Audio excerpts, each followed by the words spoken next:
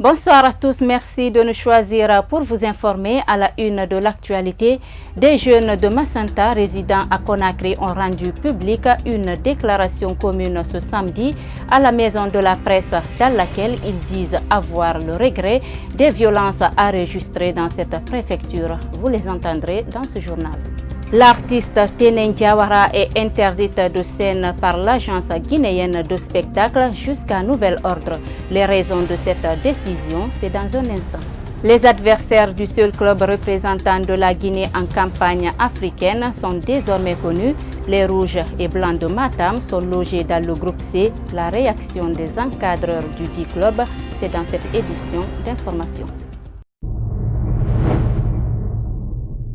L'opposition guinéenne ne cesse de dénoncer la mauvaise gestion de la Guinée par le régime d'Alpha Condé.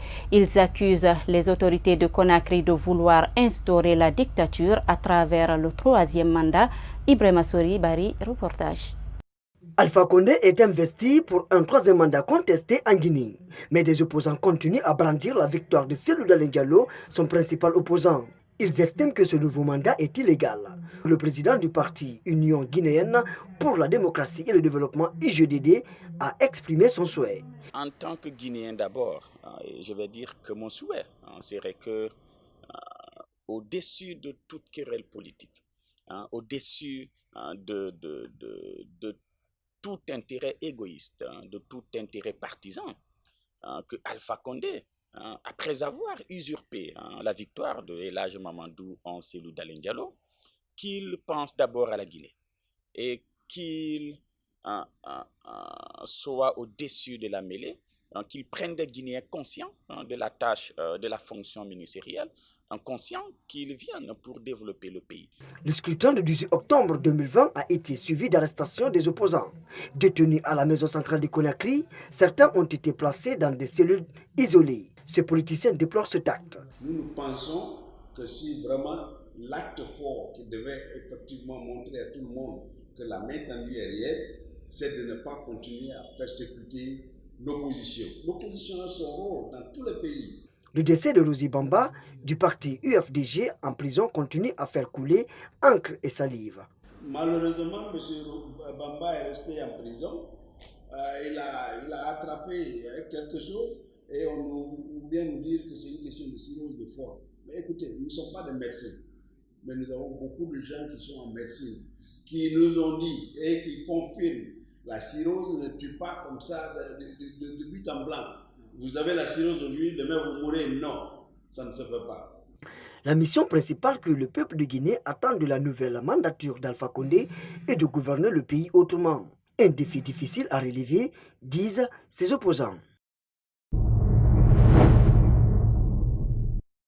Le député du PDG RDA se dit indigné face à ce qu'il qualifie d'inaction du régime de Conakry suite à l'incarcération de Mohamed Touré et de son épouse Denise Cross Touré aux États-Unis. Le fils de l'ancien président Ahmed Sékou Touré et son épouse purgent une peine pour maltraitance et esclavagisme contre une fille originaire de la Guinée. Sayon Kamara, reportage. C'est en avril 2019 que le couple Touré a été condamné par la justice américaine à 7 ans de prison et au versement d'une indemnité de 288 620 $ à la jeune dame qu'il avait fait venir de la Guinée après avoir été reconnu coupable de maltraitance et d'esclavagisme. Le secrétaire général par intérim du PDG RDA reproche à l'État guinéen d'avoir observé un silence pour des raisons inavouées. Pour la libération du couple, ce qu'ils doivent faire, ce n'est pas le dire simplement, il faut qu'ils s'impliquent. Ils doivent s'impliquer pour que le couple effectivement puisse retrouver leur liberté. Maintenant, les mécanismes qui peuvent amener à cette libération-là, seuls eux le savent, parce que c'est eux qui sont au pouvoir, c'est eux qui ont leur représentant au niveau des ambassades à l'étranger. Je crois que la question elle est plus simple que ça. Il y a de façon diplomatique, il y a plusieurs pouvoirs, mais il suffit qu'ils aient la volonté de pouvoir s'impliquer pour que les camarades puissent trouver sa liberté. Mais s'il y a d'abord ce manque de volonté-là, je crois que la question fondamentale c'est tout à fait. Mais comme je l'ai dit, nous allons continuer à nous battre. Et je crois que quand on a vraiment toute cette situation, parce que le véritable problème, ça a été un problème, il faut le dire très clairement. Dans les conditions normales, le gouvernement guinéen devrait mener des démarches diplomatiques pour la libération du couple Touré, fils du président de la Guinée de 1958 à 1984, soutient l'honorable Oyebe Avodi. Les citoyens guinéens, au-delà de tout ce que je vais avancer en tant que leader politique, bien entendu, si la Guinée continue à maintenir ce silence, je crois que ça pourra leur nuire d'une manière ou d'une autre. Ils n'ont rien à gagner à s'impliquer, à refusant de s'impliquer dans le processus de la Touré. Mais comme je l'ai dit, c'est un appel que nous continuons à lancer jusqu'à ce qu'ils prennent leurs responsabilités par rapport à ce compatriote, à ce citoyen qui a des problèmes aux États-Unis. Au-delà de sa formation politique, la famille de Mohamed Touré, à travers sa mère, dit avoir mené plusieurs démarches pour la libération du couple sans suite. Kassonia, un village situé dans la sous-préfecture de Manéa, n'a qu'une seule école primaire publique. Elle reçoit des centaines d'élèves tous les jours pour satisfaire tout le monde. Un programme de rotation est établi, mais cet établissement manque presque de tout. Alpha Oumar Diallo, de retour de Kassonia, signe ce reportage. L'école primaire de Kassonia est composée de 3 blocs. Une fois dans cet établissement, la première image qui frappe à l'œil est l'infrastructure. Ici, pas d'eau. Les latrines sont impraticables et les salles de classe sont dans un état très décrépitude. Pour cet enseignant de l'école primaire de Kassonia, c'est la seule école primaire publique pour tout le district et les problèmes sont nombreux. L'effectif de l'école, comme jusqu'à présent, il y a des inscrits, il y a les départs et d'arrivées. Mais jusqu'au jour d'aujourd'hui, nous avons 1250 élèves. Et Kassonia est une grande agglomération de la sous-préfecture de Manéa. C'est la seule école publique où dépasse même 36 plus de 6 fois. Mais on a une seule école publique primaire. Nous avons des latrines qui ne répondent plus aux critères. Parce qu'avec 1200 ou 300 élèves, il n'y a que 3 latrines. Donc c'est un peu difficile. En plus du manque de matériel didactique, il y a un problème de table-banc dans cette école. Les écoliers sont placés à 3, voire même 4 par table. Cette enseignante de la 5e année témoigne. C'est la seule école publique qui est là. Donc c'est une école qui est vraiment bourrée. Les classes sont bourrées, les effectifs sont élevés. Donc quand vous rentrez dans les classes, surtout la 3e année et la 4e année, vous pouvez trouver 80 élèves dans les classes. Tout ça c'est par manque de classes et avec ça nous faisons le roulement. Il y a un groupe qui vient le soir et d'autres groupes qui viennent le matin. Mais avec tout ça, nous sommes en manque de classes au fait. Le district de Kassonia, à l'image de plusieurs autres de la préfecture de Koya, manque d'infrastructures éducatives. Plusieurs parents qui ont des moyens sont ainsi obligés de transférer leurs enfants dans d'autres villes pour poursuivre leurs études. Le chômage touche de plein fouet la jeunesse. Ils sont nombreux ces jeunes diplômés qui préfèrent exercer d'autres activités génératrices de revenus pour subvenir à leurs besoins. Bintou Souma et Ibrahima Paye Kamara. Le chômage, un phénomène qui frappe de plein fouet la population, en particulier les jeunes. Les diplômés des universités sont les plus touchés. C'est le cas de ces jeunes qui exercent d'autres métiers, même avec leur diplôme universitaire en poche. Le taxi moto là, moi je ne prends pas ça comme un métier quoi. C'est un moyen pour avoir un départ quoi. En Guinée, si toutefois n'a pas un soutien, un bon soutien, il faut forcément passer par un autre moyen quoi. Parce qu'il n'y a pas de travail en Guinée, il faut qu'il prenne taxi moto. Il y a beaucoup de travail en Guinée, mais travail paye bien, il n'y en a pas parce que quand il paye le logement, c'est pas facile. Ils accusent les chefs d'entreprise et l'État qui, selon eux, emploient moins de jeunes. Une allégation que rejette ce responsable des ressources humaines d'une société de la place. Les sortants des universités, les sortants des écoles professionnelles de façon générale, ils ne savent même pas rédiger une demande d'emploi, ils ne savent même pas rédiger une lettre de motivation, ils ne savent même pas rédiger leur propre CV, ce qui est un problème réel. Et de l'autre côté, quand on dit aujourd'hui, qu'est-ce que vous avez fait? J'ai fait administration des affaires. Tout le monde fait administration des affaires ou relations internationales, ou sociologie, ou droit, ou histoire des relations internationales. Mais attendez, quelqu'un qui fait histoire des relations internationales et qui tape à la porte d'une entreprise, qu'est-ce qu'il peut faire dans une entreprise? Pour ne pas être à la merci de ses proches, Tamba Keita propose quelques solutions aux nouveaux diplômés. L'État ne peut pas donner de l'emploi à tout le monde. Les entreprises privées ne peuvent pas aussi donner de l'emploi à tout le monde. Et donc, il faut qu'eux-mêmes s'organisent à créer leur propre emploi. Le diplôme, il faut qu'on se dise la vérité, n'est qu'une présomption de compétence. Selon certains observateurs, le manque de niveau et l'inadaptation de la formation supérieure au marché de l'emploi sont des causes du chômage en Guinée. Comme je vous le disais au sommaire, l'artiste Tenen Diawara est interdite de scène par l'agence guinéenne des spectacles jusqu'à nouvel ordre. Lors d'une prestation dans la ville de Kamsar, des danseurs se définissant comme homosexuels sont montés sur scène. L'artiste est accusé d'atteinte à la pudeur à cause de la prestation jugée trop osée de ces derniers. Plus de détails avec Mariam Bari et Ibrahima Khalil Silla.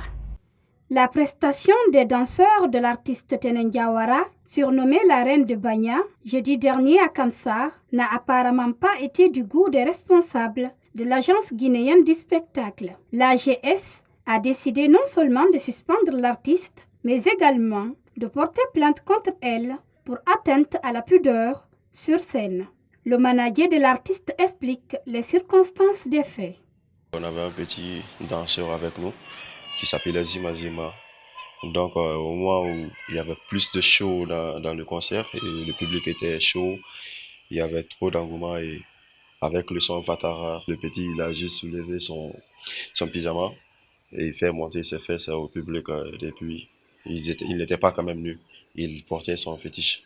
Pour rétablir l'image de son artiste, ce producteur rassure que toutes les vidéos qui semblent avoir irrité l'agence ont été supprimées. Irénée Bangoura demande pardon à l'AGS et au public. L'artiste en question même, elle m'appelle, elle me dit que Irénée, tu sais c'est quoi, enlevons tout ce qu'ils ont demandé parce qu'on ne veut pas apporter les mauvaises images de la culture au nom de Tenen Diawara, on a supprimé tout. Et après même, sur le coup, avant même la décision, Tenen Diawara avait fait une publication sur sa page et demandé excuse à Sayumamba, à l'AGS, même au public mélomane guinéen et au peuple guinéen. Avec plusieurs concerts déjà programmés, Irénée Bangoura et son artiste espèrent qu'en demandant pardon, l'agence comprendra et lèvera la suspension de la chanteuse. Les jeunes Thomas de Massanta résidant à Conakry ont publié une déclaration ce samedi à la Maison de la Presse, déclaration dans laquelle ils regrettent les violences enregistrées dans cette préfecture. Ces jeunes Thomas ont aussi invité l'État à poursuivre les enquêtes et accélérer la procédure judiciaire concernant les personnes arrêtées dans cet événement tragique. Omar Kondé. Les indignations ne cessent de se multiplier suite à l'affrontement intercommunautaire entre les Thomas et Mania, ayant conduit à plusieurs morts à Massanta. Dans cette déclaration, les jeunes Thomas de Massanta résidant à Conakry ont regretté cet acte qu'ils qualifient de barbarie. Suite aux événements malheureux survenus à Massanta au sujet de l'inauguration de la résidence du patriarche du 27 au 28 décembre 2020, ayant entraîné 22 morts et de nombreux blessés, ainsi que des dégâts matériels importants, nous, jeunes Loma de Massanta résidant à Conakry, regrettons de tels actes de barbarie.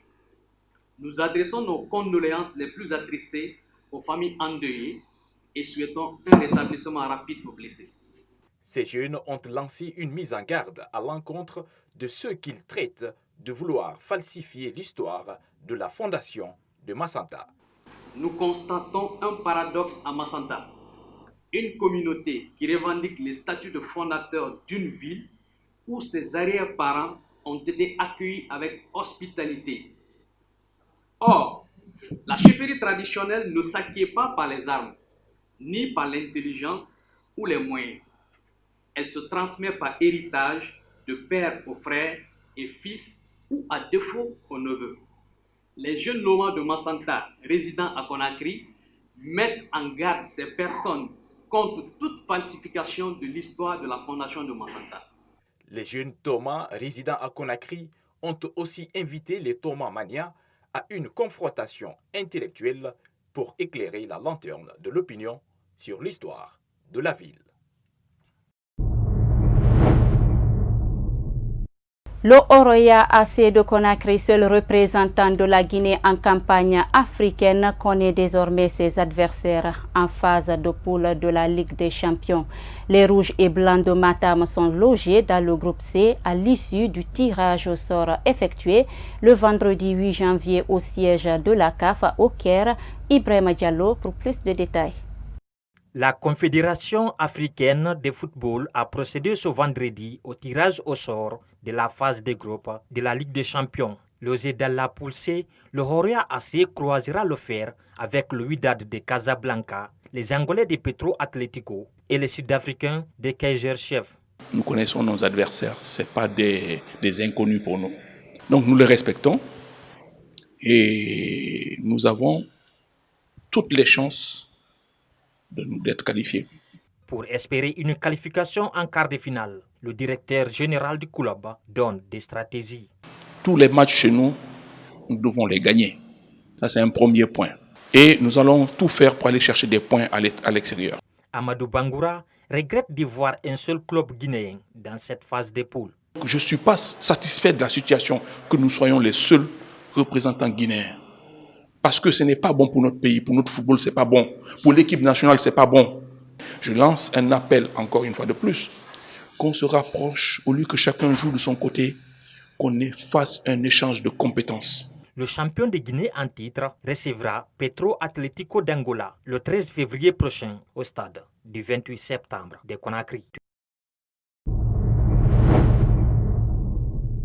Mesdames et messieurs, c'est cet élément de Ibrahima Diallo qui met fin à cette édition d'information. Merci à tous de l'avoir suivi et bonsoir chez vous.